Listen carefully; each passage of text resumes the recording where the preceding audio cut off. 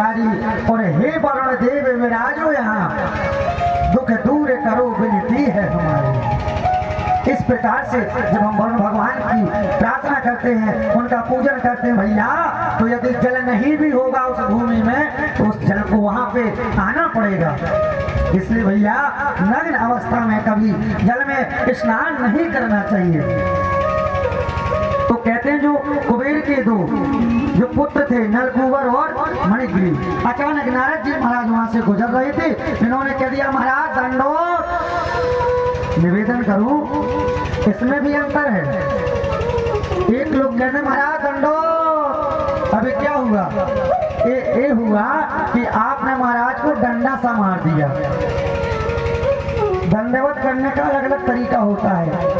अरे एक दंडवत है, नग्न अवस्था में खड़े हो और एक संत को दंडवत कर रहे हो, उनका अपमान कर रहे हो। नारद जी को क्रोध आ गया और नारद जी ने श्राप दे दिया, अरे दुष्ट, तू हमें आया जानकर नग्न अवस्था में तू स्त्रियों के साथ में नहाता रहा, तूने मेरा अपमान किया है। जाओ दुष्ट, हम दोनों को श्राप देते हैं कि जाओ वृक्ष बन जाओ। लेकिन भैया जो संत है ना दयालु होते हैं। निवेदन करूं जब भगवान कपिल की कथा मैंने आपको श्रवण कराई थी ना, तो भगवान कपिल ने बताया था मैया से, देवहूति माँ से, कि संतों के लक्षण तो वही है भैया कि जो संत होते हैं, दयालु होते हैं, महात्मा, जिनकी महान आत्मा हो उन्हें महात्मा कहते हैं। कहते हैं जो इनका क्रोध होता है वो भी कल्याणप्रद होता है। श्राप दे दिया और कह दिया जाओ, जब बार बार क्षमा याचना करी तो कह दिया जाओ तुम्हारा मंगल होगा, भगवान तुम्हारा मंगल करेंगे। तो आज प्रभु ने इनका कल्याण कर दिया। बोलिए भक्तवत्सल भगवान की। अरे भैया थोड़ा जोर से जयकारा तो लगा दिया करो, ये बीच बीच में जयकारा क्यों लगाया जाता है? निवेदन करूं क्या बताएं, यहाँ पर भगवान की कथा होती है तो एक हमारे जो मणिराम जी हैं, सबके पास है मणिराम जी, ये यहाँ वहाँ भटक जाते हैं। कहाँ जाते हैं भाई? सबका अलग अलग तरीका है। कोई सोचता होगा ज्यादा समय हो गया, महाराज जी का बंद करेंगे कथा। कल बहुत से लोग कह रहे थे महाराज, हमें घड़ी दिखा रहे थे महाराज जल्दी करो जन्म, जल्दी करो जन्मोत्सव। लेकिन भैया कथा तो पूरी करनी पड़ेगी। और भैया फिर भगवान की कथा है वो तो कभी खत्म ही नहीं हो सकती, कभी बंद नहीं हो सकती, रात दिन सुनते रहो। लेकिन भैया भले संक्षेप में सुनाओ, लेकिन समय तो लगेगा। कल बार बार लोग घड़ी दिखा रहे थे महाराज जल्दी करो जन्म, जल्दी करो जन्म, बहुत समय है गया। तो भैया जब कथा बोलेंगे तो समय तो लगता है, और अगर छोड़ दो तो 2 मिनट में भैया कल के जन्म आ जाता फिर 6 बजे। और यदि ऐसे समय पास करेंगे तो फिर क्या है, 2 मिनट में जन्म आ जाता कल।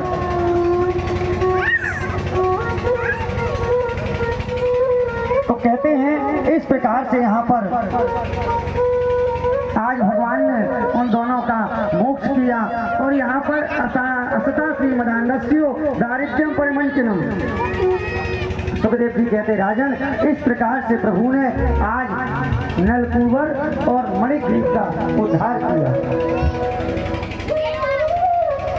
अब महाराज नंद बाबा को जैसी खबर लगी कि पता नहीं कब के वो वृक्ष लगे थे, किस जमाने के वो वृक्ष लगे थे, पुराने समय के वृक्ष थे। और आज मेरा लाला बच गया, ये कितना सगुन है भैया। नंद बाबा तो आज हैरान हो गए। नंद बाबा ने सारे ब्रजवासियों को बुलवाया, ध्यान दीजिए, आज नंद बाबा ने सारे ब्रजवासियों को बुलवाया और कहा ब्रजवासियों आज हम गोकुल को छोड़ेंगे। बोले बाबा क्यों? बोले जब से मेरे छोरे ने जन्म लिया है तब से इसके ऊपर कोई ना कोई संकट आ रहा है। आज देखो पता नहीं पुराने समय के, आज मेरा बालक बच गया, नहीं तो उसके ऊपर गिरते तो क्या हाल होता। भैया आप लोग कुछ जगह बताओ। तो भैया जो उपनंद जी थे ना, उपनंद जी नंद बाबा से कहते बाबा मैं बताऊं? बोले हाँ बताओ। तो कहते हैं वनं वृन्दावनं नामो पशव्यमो नवकाननो गवांसेभ्यमो पुण्यादिकृतवीरुढम्। उपनंद कहते हैं बाबा अपने ब्रज में बहुत से वन हैं, बोले वृंदावन, निधि बनो, बेल बनो, मधु बनो, अनेक वनों के नाम बताए। बाबा हमारे ब्रज में बहुत से वन हैं बाबा, लेकिन हमारे लिए तो एक स्थान बहुत अच्छा है। बोले कौन सा? बोले वनम वृंदावनम नामो। कहते हैं बाबा सबसे अच्छा यदि कोई वन है तो उसका नाम है वृंदावन। बोले वृंदावन का अर्थ क्या होता है? ध्यान दीजिए, वृंदावन नाम भक्त समूहा नाम वनम। वृंदावन है तुलसी, वृंदावन है तुलसी, और तुलसी के द्वारा विभूषित है जो वन, उसका नाम है भैया वृंदावन।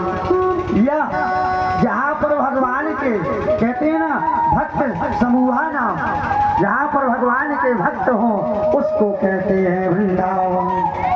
और भैया ब्रज के संतों ने तो एक भाव दिया है, क्या कहा है? कहते हैं प्रेम के पिपास देख देख निज प्रेमियों का, ओ प्रेम का समुद्र सीमा तोड़ के बनाया है।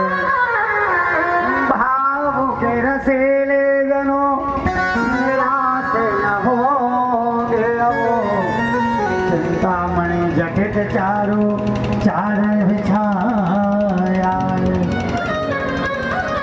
भारत का भूषण तिलको तीनों लोगों का, ओ भैया भक्तों के वास है तो वृंदावन बनाया है। भक्तों के वास है तो वृंदावन बनाया। कहते भैया भक्तों की दिव्य भूमि है वृंदावन।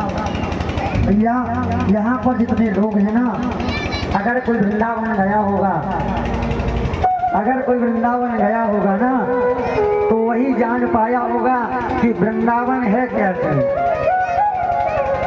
घर में रहोगे अलग बुद्धि होगी, जब रास्ते में जाओगे थोड़ा प्रवाह ज्ञान नहीं है, वहाँ भैया ज्ञानी लोग तो जाते ही नहीं है ना, वो जा पाएंगे कभी, क्योंकि भगवान को यदि पाना है ना तो प्रेम प्रकट होई में जाना। और भैया संतों ने भी तो गाया है, पोथी पढ़ पढ़ जग माया पंडित भयान को, अक्षर प्रेम का पढ़े सो पंडित होए। भगवान कहते हैं ना भाव का भूखा हूँ मैं और भाव ही बस सारे हैं, भाव से मुझको भजे तो भव से बेड़ा पारे। भगवान तो प्रेम के भूखे, भगवान तो भाव के भूखे। भैया अभी कल कथा आएगी, भगवान ने उद्धव जी को वृंदावन भेजा था, क्यों? क्योंकि उद्धव को बड़ा अभिमान था ज्ञान का। जब उद्धव वृंदावन गए तब उन्हें पता लगा कि अरे ज्ञान बड़ा है कि प्रेम। भैया निवेदन करो, मैं तो यही कहूँगा, आपको यदि भगवान को चाहते हो, भगवान को पाना चाहते हो ना, तो प्रेम से रहो। जिससे बात करो ना तो प्रेम से बात करो, क्योंकि किसी का कोई ठिकाना नहीं है किसी की जिंदगी का, क्योंकि काला प्याल मुख प्यास हो। हम आप जो है ना काल के मुख में ग्रास बने बैठे हैं। अब ग्रास कैसे बने बैठे हैं? जैसे किसी के 60 वर्ष निकल गए, किसी के 50 निकल गए, तो ग्रास ही तो बने हैं। अब पता नहीं किस दिन चला जाना है, किसी की जिंदगी का कोई ठिकाना नहीं है। इसलिए भैया जो वृंदावन है ना, ये भक्तों की भूमि है, यहाँ भगवान के भक्त निवास करते हैं। और भैया वृंदावन में तो एक ही धुनी निकलती है, क्या? बोले वृंदावन में सभी लोग बोलिए वृंदावन में राधे राधे। नहीं, आपने इन लोगों से बुलवाना है। वृंदावन में बरसाने में प्रेम गली में कुंजवन में मधुवन में निधिवन में। तो भैया चलते हैं कहाँ? बोले वृंदावन, बोले वृंदावन धाम की। तो जरा चल के वृंदावन